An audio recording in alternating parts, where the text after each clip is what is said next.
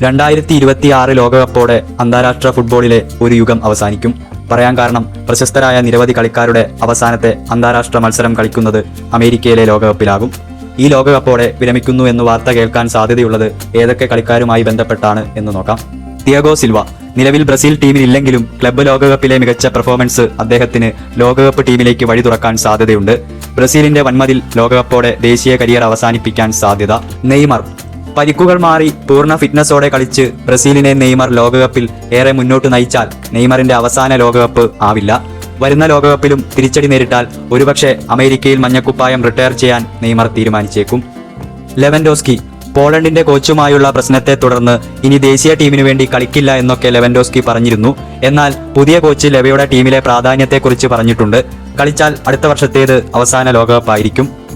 ലൂക്ക മോഡ്രിച്ചിന് അടുത്ത വർഷം 40 വയസ്സാകും. ഇപ്പോഴും സ്ഥിരതയാർന്ന മികച്ച പ്രകടനം കാഴ്ചവെക്കുന്ന ലൂക്ക ടീമിനേറെ പ്രധാനപ്പെട്ട താരമാണ്. ലോകകപ്പോടെ ക്രൊയേഷ്യൻ ഇതിഹാസം വിരമിച്ചേക്കാം. ക്രിസ്ത്യാനോ റൊണാൾഡോയും ലയണൽ മെസ്സിയും. അർജന്റീന പോർച്ചുഗൽ ഫൈനലിൽ 2 ഇതിഹാസങ്ങളുടെ യുഗത്തിന് അവസാനം കുറിക്കുന്നത് എങ്ങനെയുണ്ടാകും? 90 മിനിറ്റിൽ ഒരു ലാസ്റ്റ് ഡാൻസ്, എങ്ങനെയാകും അത് അവസാനിക്കുക?